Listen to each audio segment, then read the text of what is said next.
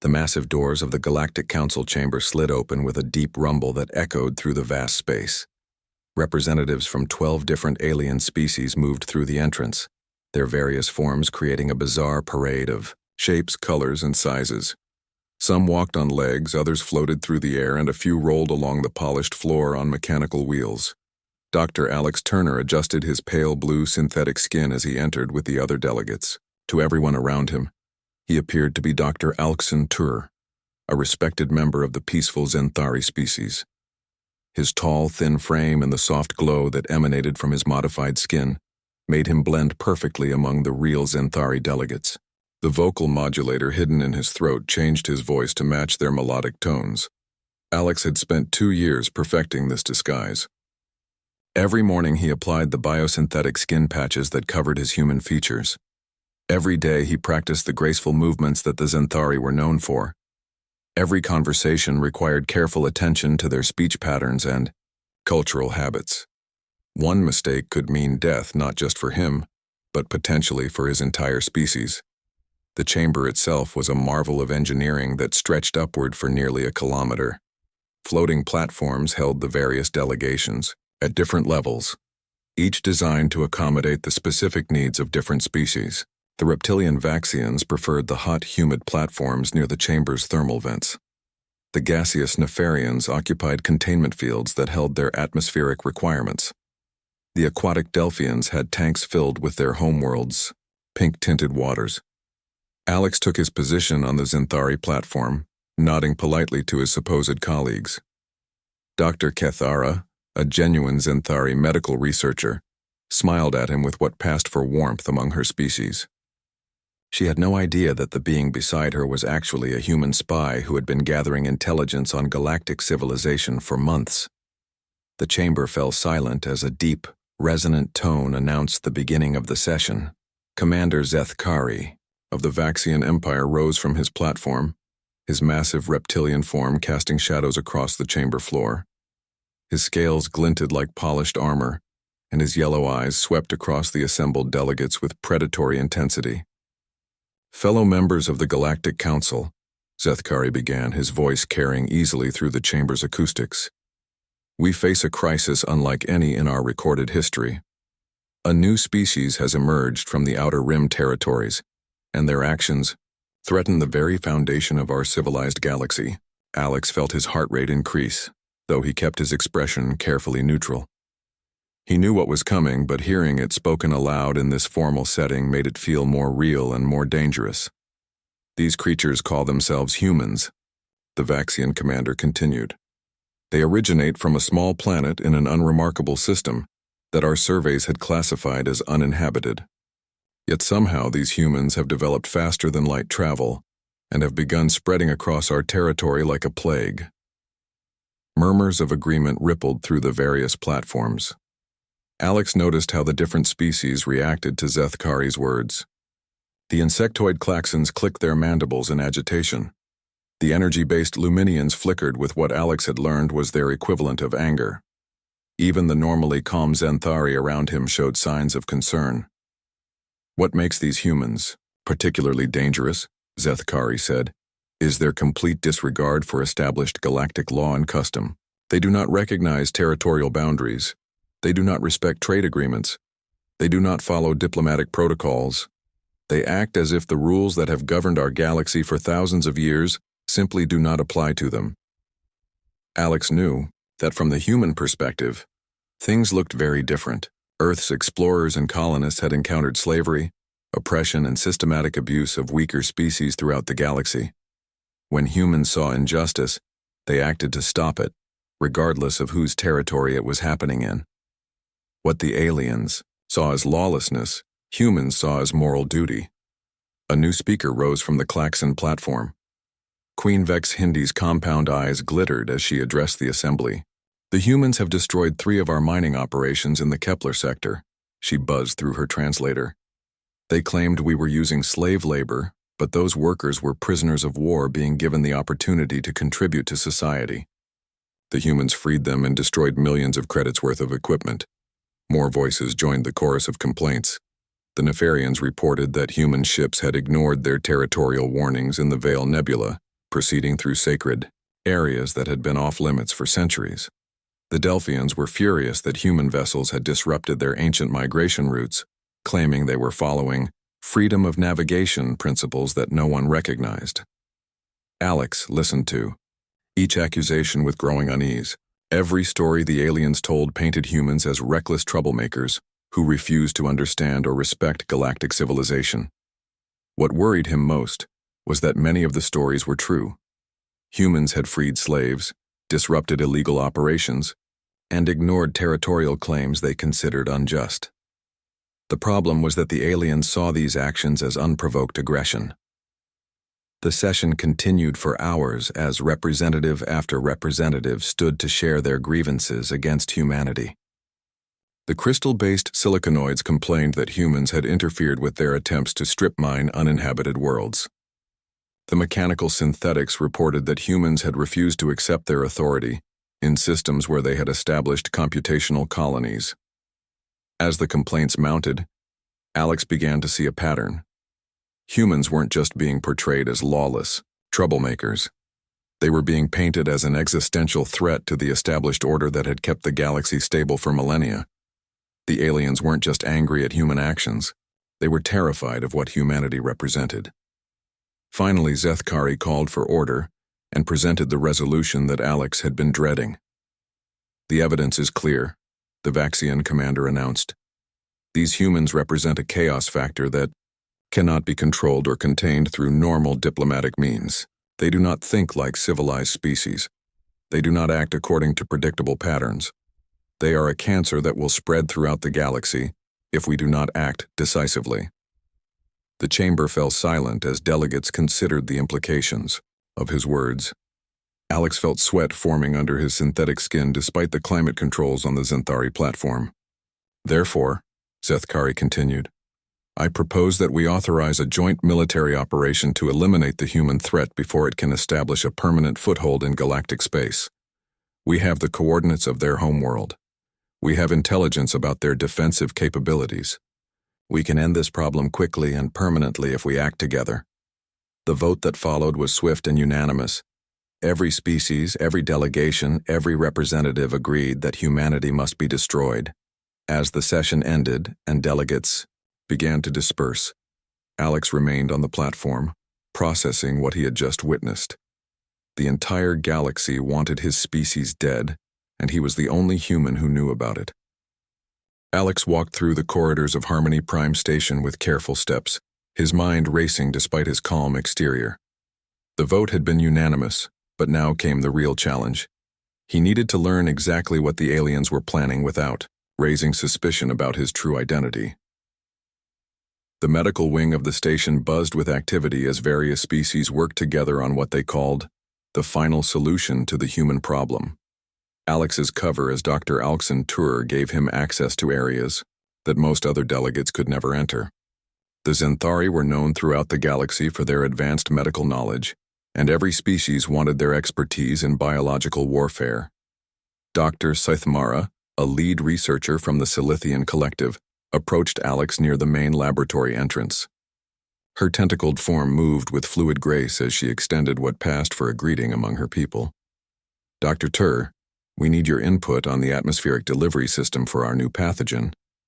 Alex nodded and followed her into the laboratory, keeping his expression interested but not overly eager. Inside, dozens of alien scientists worked at various stations, each focused on different aspects of the biological weapon they were creating. The sight made his stomach turn, but he forced himself to remain calm. "The pathogen specifically targets human cellular structure," Scythmara explained as they moved between workstations. "Our analysis of human tissue samples shows that their immune systems have several unique vulnerabilities. We can exploit these to create a weapon that will be 100% lethal to their species while leaving all other forms of life completely unharmed." Alex examined the data displays with what he hoped looked like professional interest. The Silithians had been thorough in their research. They had somehow obtained genetic material from humans and had spent months analyzing every aspect of human biology. The weapon they were developing would attack human DNA at the most basic level, causing cellular breakdown that would be both rapid and irreversible. "How do you plan to deploy this pathogen?" Alex asked, keeping his voice steady despite the horror of what he was seeing. "Atmospheric processors," replied Dr. Kethnox, another Silithian researcher. "We will seed the human homeworld's atmosphere with microscopic delivery drones. The pathogen will spread globally within hours, carried by natural air currents. No human shelter or defensive system will be able to stop it." Alex spent the next several hours learning every detail about the biological weapon. The Silithians were proud of their work and eager to share their progress with someone they believed to be a fellow scientist. They showed him the pathogen cultures, explained the delivery mechanisms, and even demonstrated how the weapon would affect human tissue samples. When he finally left the laboratory, Alex felt sick. The aliens were not just planning to attack Earth with conventional weapons. They were developing a genocide device that would wipe out every human being on the planet within days. No amount of military preparation could defend against something like this. That evening, Alex made his way to the communications center in the Zenthari quarter of the station. He had established a routine of sending medical reports back to various research institutions, which gave him cover for transmitting messages to Earth. The challenge was encoding his warnings in a way that would not be detected by station security agent. Lisa Parker sat in a secure facility buried deep beneath the mountains of Montana, reviewing what appeared to be routine medical data from Dr. Alccentur on Harmony Prime. To anyone else, the reports would look like standard research findings about alien biology and medical practices. But Lisa had been trained to read the hidden messages that Alex embedded in his communications. The latest report made her blood run cold. Hidden within discussions of Zenthari healing techniques and comparative anatomy studies was a desperate warning about the impending attack on Earth. Alex had managed to encode details about the biological weapon, the timeline for the attack, and the coordinated nature of the alien military operation. Lisa immediately activated emergency protocols, sending alerts to military commands around the world. Within minutes, secure communication networks were carrying Alex's intelligence to the highest levels of Earth's defense establishment.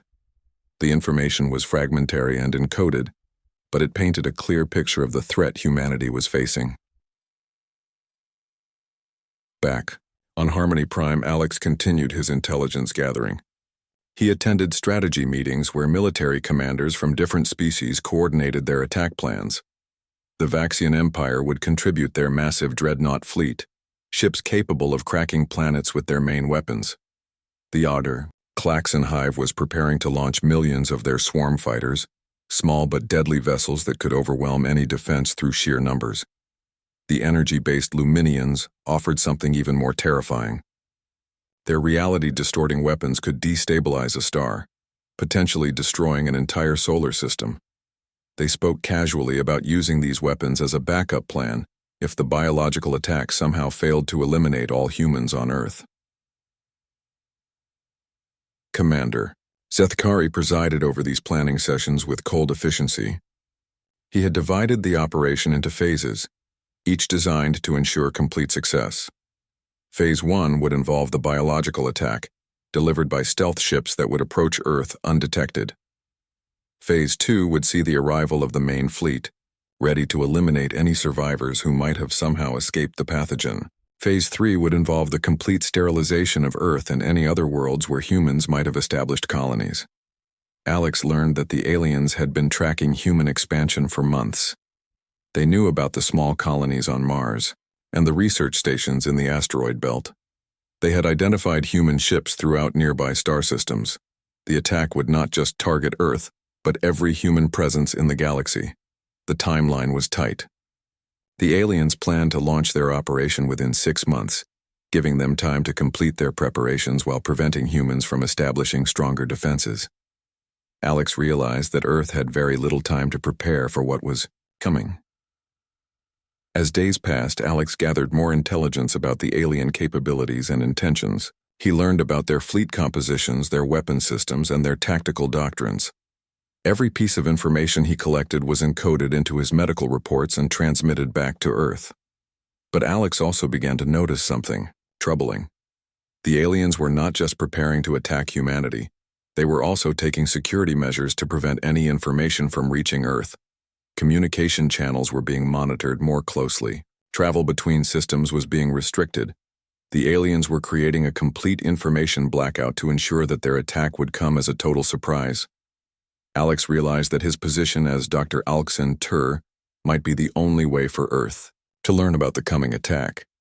The responsibility weighed heavily on him as he continued his dangerous masquerade, knowing that one mistake could doom his entire species. Alex spent weeks thinking he was the only human hiding among the alien species, but everything changed when he noticed something strange in the station's shipping records. As Dr. Alxin Tur, he had access to medical supply manifests, and one particular entry caught his attention. A shipment of rare minerals from the Klaxon mining worlds was being transported by a freelance pilot named Jakor. The name itself was not unusual, but something about the shipping patterns made Alex suspicious. Jakor seemed to take routes that made no sense from a business perspective, visiting systems that had little trade value but high strategic importance. More interesting was the fact that this pilot had been present at several locations just before major pirate operations were mysteriously shut down. Alex decided to investigate further. He accessed the station's personnel database and found that Jakor was currently docked at Bay 94 for routine maintenance. The pilot was listed as a member of a nomadic trading species, but the documentation seemed almost too perfect. Every detail was exactly what someone would expect to see, with no irregularities or personal touches that usually marked genuine records. That evening, Alex made his way to the docking bays under the pretense of inspecting medical equipment shipments. Bay 94 housed a medium-sized cargo vessel that looked weathered and well-traveled. As he approached, a figure emerged from the ship's maintenance hatch. The being appeared to be from one of the outer rim species, with the dark, leathery skin and compact build typical of high-gravity world inhabitants. But something about the way he moved caught Alex's attention. The fluid-controlled movements were distinctly human, despite the alien appearance. "Can I help you?" the figure asked, and Alex nearly gasped. Even through the vocal modulator, he could hear the faint traces of an American accent. Alex looked around to make sure they were alone, then spoke quietly. "Nice weather we're having for this time of year." It was a code phrase that Earth intelligence had established for situations exactly like this.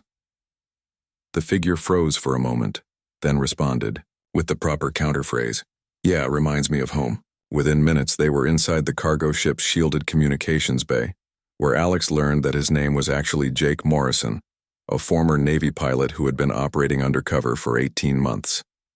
Jake had been mapping alien, defense networks and military installations while posing as a traitor. "I thought I was the only one out here," Jake said, his relief evident even through his disguise. "I've been gathering intelligence on fleet movements and weapon systems, but I had no way to get the information back to Earth." Alex shared what he had learned about the planned attack, and Jake's expression grew grim. "I've seen those fleets assembling," he said. "The Vaxians have been moving dreadnoughts to staging areas throughout the sector. I thought it was just routine military exercises, but now it makes sense." Jake had access to information that Alex could never have obtained from his medical position. He knew about fleet compositions, supply lines, and tactical deployments. Together, they began to piece together a more complete picture of the alien military preparations, but their conversation was interrupted by an urgent message on Jake's communication system. It was encoded, but the signature identified it as coming from another human agent. Someone else was out there, and they needed help. The message led them to Dr. Emma Sullivan, a xenobiologist who had been working on the Klaxon homeworld under the identity of Dr. Emara. She had infiltrated the insectoid species research programs and had been gathering intelligence on their technology development. Her message revealed that she had discovered something disturbing about the swarm fighter production. Through a series of carefully encoded communications, Emma explained that the Klaxons were not just building normal fighter craft. They were creating millions of kamikaze drones designed to overwhelm Earth's defenses through sheer numbers. Each drone was equipped with enough explosive material to destroy a city block, and they planned to launch them in waves that would continue for days. The three humans established a secure communication network using quantum encryption buried within routine data transmissions. Over the following days, they made contact with more undercover agents scattered throughout alien space.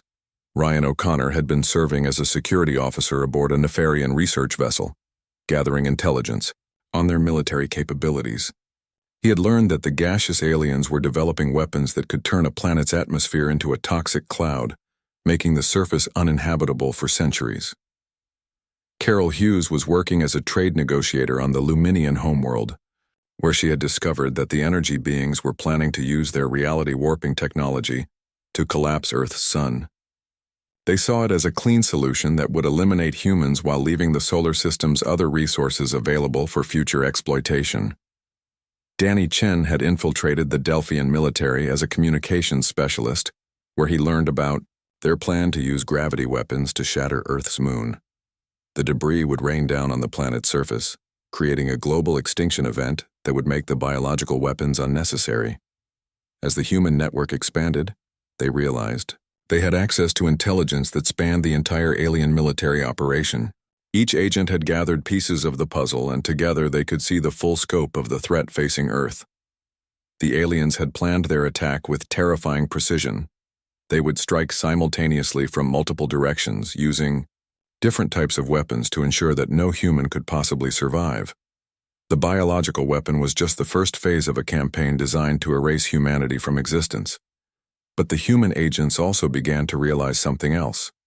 Their presence throughout alien society gave them opportunities for sabotage that could potentially disrupt the entire operation. Emma was in a position to introduce flaws into the Klaxon fighter production systems. Ryan could create vulnerabilities in Nefarian fleet coordination protocols. Carol might be able to delay the Luminian weapon deployment. The question was whether they could coordinate their efforts without being discovered. Each agent was walking a tightrope, maintaining their cover while gathering intelligence and planning sabotage operations. One mistake by any of them could expose the entire network and doom both their mission and their lives. Alex found himself at the center of this network, using his position on Harmony Prime to coordinate communications between the scattered agents. He had gone from thinking he was alone in enemy territory to realizing that humanity had unknowingly created one of the most extensive intelligence operations in galactic history. The irony was not lost on him. The aliens saw humans as chaotic and unpredictable, but the reality was that human agents had infiltrated their society with patience and precision that would have impressed any professional spy organization. The question now was whether they could use their positions to save their species before it was too late. Colonel Histar of the Vaxian Intelligence Corps had built his reputation on being suspicious of everything and everyone. His yellow reptilian eyes missed nothing, and his mind constantly analyzed patterns that others overlooked. For weeks, he had been studying the preparations for the human elimination operation, and something felt wrong. The delays bothered him most. Small things that should have been completed quickly were taking longer than expected. The biological weapon development had hit several unexpected setbacks. Fleet coordination exercises were producing results that did not match computer simulations. Supply chains were experiencing minor disruptions that individually meant nothing, but together suggested something more serious. Histar began his investigation by examining the personnel involved in the most sensitive aspects of the operation. He started with the biological warfare project, since that represented the most critical component of their plan. The Silithian researchers were above suspicion, but they had been consulting with medical experts from other species. Dr. Alxen Tur appeared in multiple reports as a consultant on human physiology and atmospheric deployment systems. The Zenthari medical expert had provided valuable insights that had helped refine the pathogen's effectiveness. But when Histar examined the details more closely, he noticed something interesting. Every suggestion that Dr. Tur had made was technically sound and scientifically valid, but each recommendation had also introduced small complications that slowed down the development process. A suggested modification to increase the pathogen's stability required additional testing phases. A recommendation for improved atmospheric distribution needed new delivery mechanisms, all perfectly reasonable, but all time-consuming. Histar decided to dig deeper into Dr. Tur's background. The official records showed a distinguished career in xenobiology and medical research, educational credentials from the finest Zenthari institutions, publications in respected scientific journals, letters of recommendation from prominent researchers. Everything was perfect, which was exactly what made the Vaxian colonel suspicious. He expanded his investigation to include other key personnel involved in the operation. The freelance pilot Jakor had been transporting sensitive materials between various staging areas. His shipping manifests were clean, his routes were efficient, and his delivery record was flawless, too flawless in Histar's opinion. The colonel began to notice a pattern. Several individuals involved in the operation had records that were just a little too perfect. Their backgrounds were detailed and convincing, but they lacked the small irregularities and personal quirks that marked genuine histories. It was as if someone had created ideal false identities and populated them with exactly the right details to pass casual inspection. Histar decided to set a trap. He would use the upcoming Galactic Council session to test his suspicions. The EDR colonel arranged for advanced biological scanners to be installed in the assembly chamber, ostensibly as a security measure to ensure that no recording devices or weapons were present. The scanners were capable of penetrating any known disguise technology and revealing the true biological nature of any individual. On the day of the council session, Histar waited until all the delegates had assembled before making his announcement. He rose from his platform and addressed the chamber with cold authority. Fellow council members, our intelligence services have discovered evidence of infiltration within our military operation. We have reason to believe that enemy agents have penetrated our most secure facilities. The chamber erupted in shocked murmurs as delegates looked around suspiciously at each other. Histar allowed the tension to build before continuing. To ensure the security of our operations, we will now conduct biological verification of all personnel involved in sensitive aspects of our campaign against the humans. Alex felt his blood turn cold as the scanner arrays descended from the chamber's ceiling.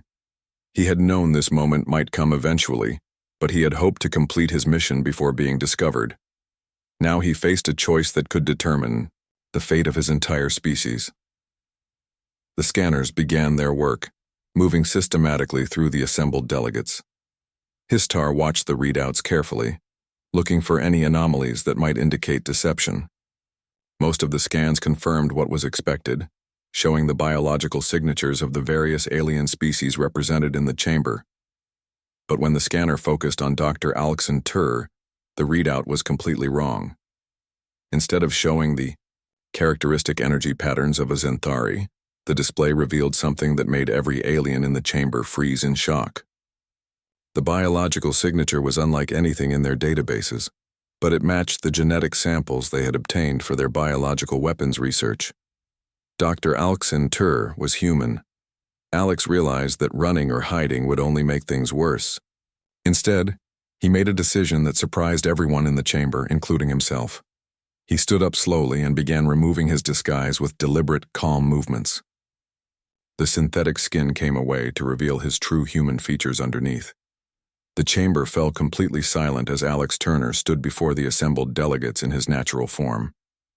He was smaller than most of the aliens present, with the pale skin and brown hair that marked him as a member of the species they were planning to exterminate.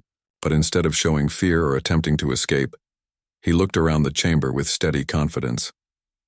"Congratulations, Colonel Histar," Alex said, his voice now carrying its natural human tones without the vocal modulator. "You have finally discovered what we have known all along. Humans are not the chaotic, unpredictable species you believe us to be. We are patient, methodical, and capable of planning operations that span years." The shock in the chamber was palpable. Representatives who had been working alongside Dr. Tur for months stared in disbelief. The Zenthari delegates looked as if they had seen a ghost. Even the normally composed Silithian researchers seemed stunned by the revelation. Alex continued, speaking, his voice carrying clearly through the chamber's acoustics. "Every piece of intelligence you have gathered about Earth and humanity has been carefully curated by agents like myself. We have been living among you, working with you, and learning about you while you remained completely unaware of our presence, Renil." Hister hissed in rage, but Alex held up a hand to continue. The biological weapon you're developing is based on genetic samples that we allowed you to obtain. The fleet movements you have planned are based on intelligence about Earth's defenses that we provided. The entire operation you are so proud of is built on information that we wanted you to have. The implications of Alex's words began to sink in throughout the chamber. If humans had been infiltrating alien society for years without detection, what did that say about their actual capabilities? If the intelligence about Earth was compromised, how could they be certain about anything regarding human military strength or defensive preparations? Alex looked directly at Commander Zethkari as he delivered his final revelation. You wanted to eliminate humanity because you saw us as unpredictable and dangerous. But the truth is that you never understood us at all. We have been 3 steps ahead of you from the very beginning, and now you must decide what that means for your future. The silence in the Galactic Council chamber stretched on as Alex's words echoed in the minds of every delegate present. Commander Zethkari's reptilian features twisted with confusion and rage as he processed what he had just heard. The human, standing before them, had just claimed that everything they knew about Earth was false information. Impossible, Zethkari finally growled, his voice carrying across the chamber. Our intelligence services are the finest in the galaxy. We have analyzed human technology, studied their military capabilities, and mapped their defensive systems.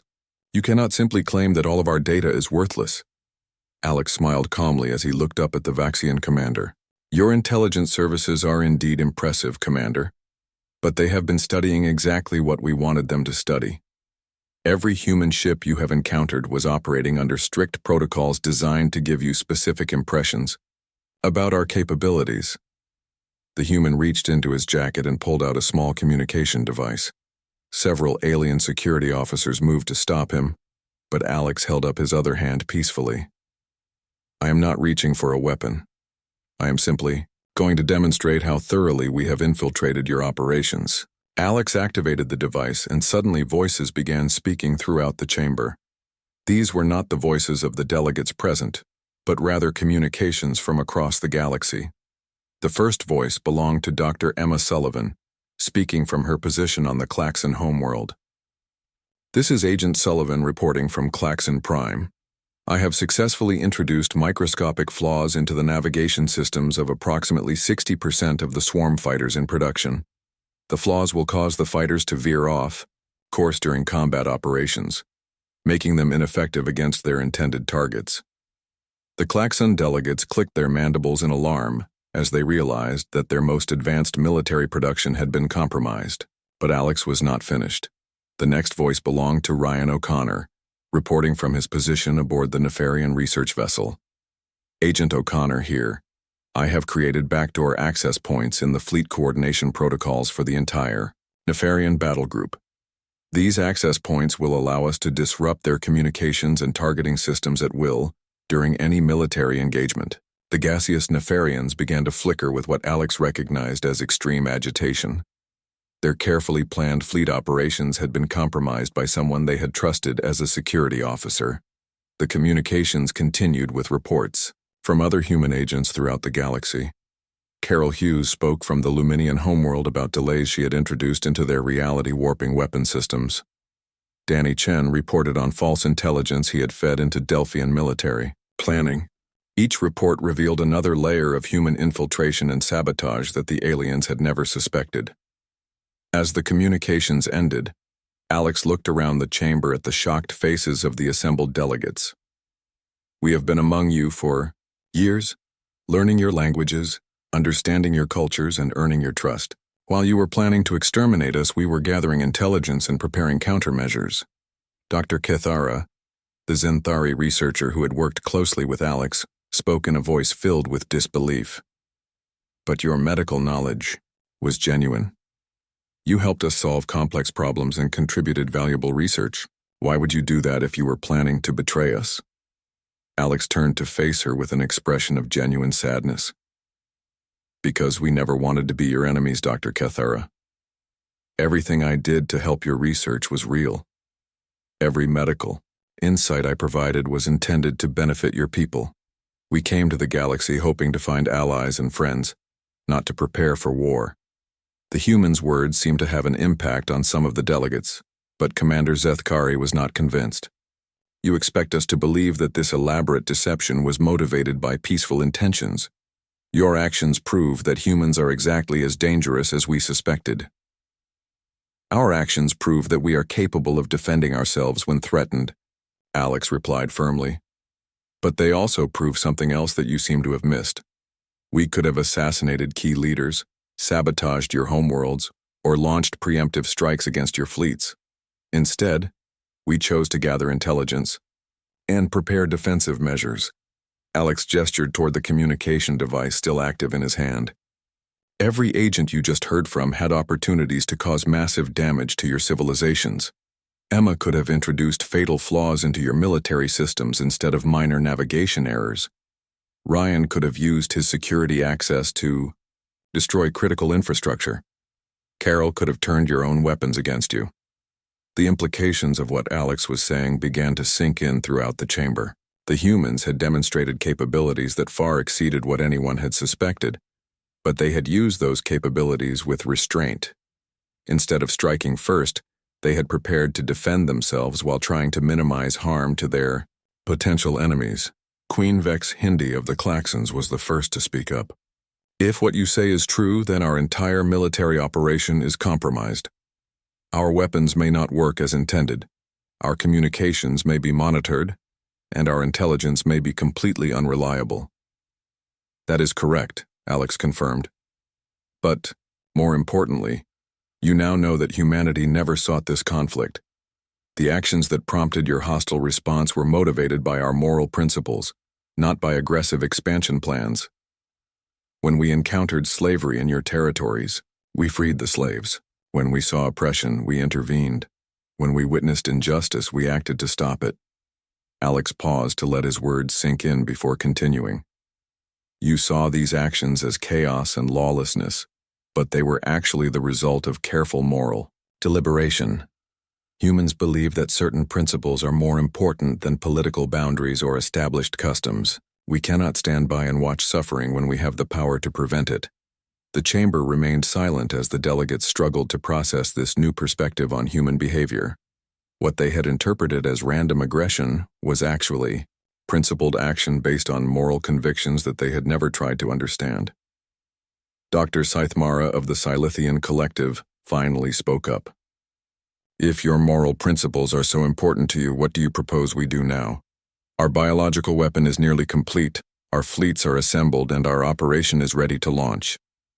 Alex looked directly at her as he answered. We propose that you make a choice. You can proceed with your attack knowing that it is based on false intelligence and compromised weapon systems. Or you can choose to work with us to build something better than what currently exists in this galaxy. The tier human gestured broadly toward all the assembled delegates. Humanity is willing to share our knowledge, our technology, and our capabilities with anyone who is prepared to embrace the principles of freedom and justice that motivate our actions. We can teach you what we have learned about medicine, engineering, and exploration, but only if you are willing to abandon the systems of oppression and exploitation that we cannot tolerate. Alex's final words rang through the chamber with quiet authority. The choice is yours. You can continue trying to eliminate us and risk facing the full extent of human capabilities that you are only now beginning to understand. Or you can join us in creating a galactic civilization based on cooperation, justice, and respect for the rights of all sentient beings. The human stood calmly in the center of the chamber, his true appearance fully revealed, as he waited for the aliens to decide the future of galactic civilization. The beings who had wanted humanity dead now faced a choice that would determine whether the galaxy moved toward war or toward something entirely new.